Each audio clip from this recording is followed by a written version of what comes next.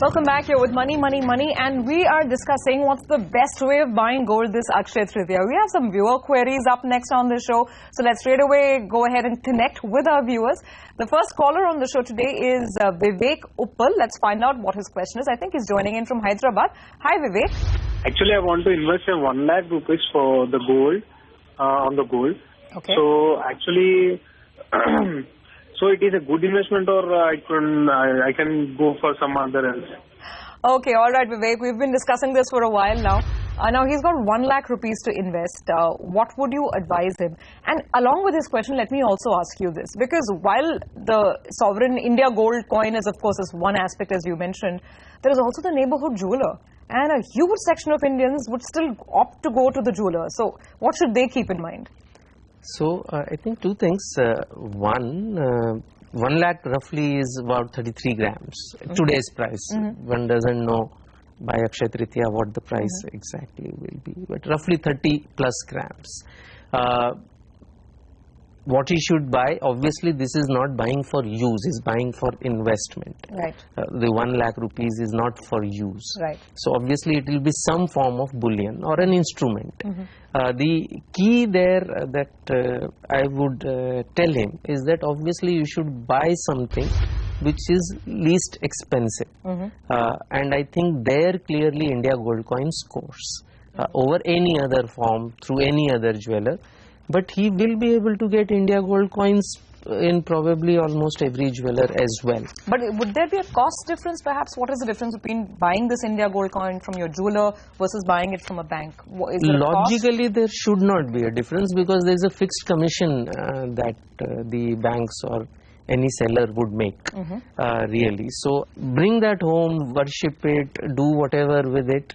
And then put it in the gold next day, please put it scheme. in the gold monetization. Buy your gold this AKSHAY Tritiya, but if it is just a token investment purchase, put it in the gold monetization scheme the very next day. That's the takeaway coming in. Well, our next query, this is one is an email which I have a printout of. It's from Ravi Bajpai, who is from Uttar Pradesh. He's 22 years old. Now, similar query. He has 4 lakh rupees and he wants to invest it in gold for the long term. He's also saying that. The question, when is the right time to buy? The timing question, I think, is the hardest to answer. I wish I knew. But since the investment amount is slightly larger and he's a long-term investor, should he stagger it out or should he do a lump sum? I think he should stagger it out. And season is definitely not the best way to buy. I mean, typically prices do tend to peak at least a little bit based on local demand. Although gold is an international, it's a currency literally. So, but local demanding factors do increase the prices. So, you should spread this out. Over a period. Assuming he needs gold in the end. Again, I think the Vivek's reply, multiply by 4. I mean, but he just needs to buy it over time rather than just buy it on AKSHAY Tritiya. All right, let's see if we can connect with our next viewer, who is Prasad Sriram. I think we have him on the line from Visakhapatnam. Hi, Prasad. Thanks for joining us on the show. Hi. What's your question? Please tell us. My question is, I'm having gold ETFs of Goldman Sachs. So is it the right time to sell them, or shall I hold them? Because I lost a lot of money on this. Because had I put it in a bank deposit, I would have earned more. So what is your suggestion on this? Okay, so let me ask Mr. Rungta. Mr. Rungta, what would you say? So he hasn't made much. I mean, clearly saying that even a bank FD would have fetched him more. Should he be patient looking at the current price trends?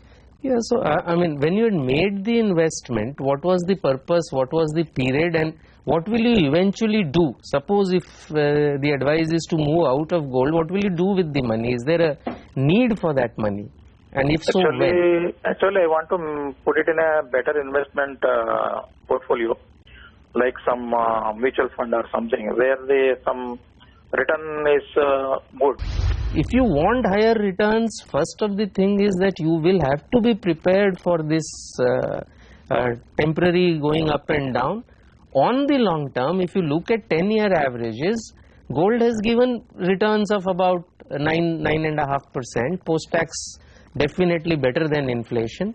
Equities have given much better and they are also more tax friendlier.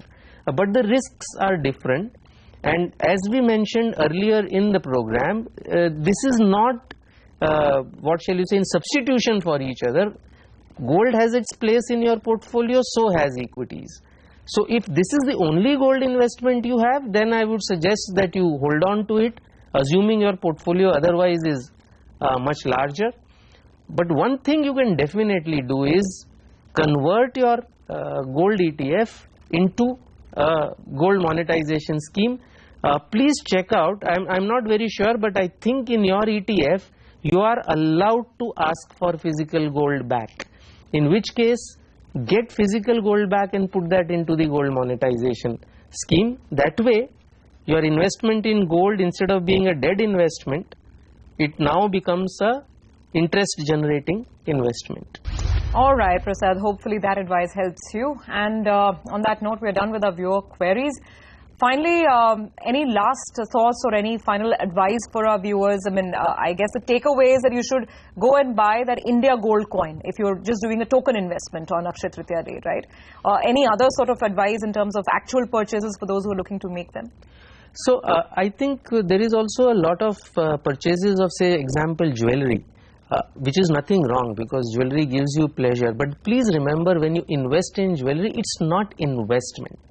I think that is the only point, because anything which you, moment you take it out of the showroom, loses 25% of its value, can't really be an investment. So I think just keep that in mind. There's absolutely nothing wrong in buying jewelry. It's not investment. All right, so if it's jewelry, it's for pleasure, it's not for investment. On that sound advice, we'll wrap up this edition of the show. Thanks, Mr. Rungta, so much for taking out the time. And we thank all our viewers for watching as well. Thanks for being with us. Until next week, keep writing in. Our email IDs will be on your screens.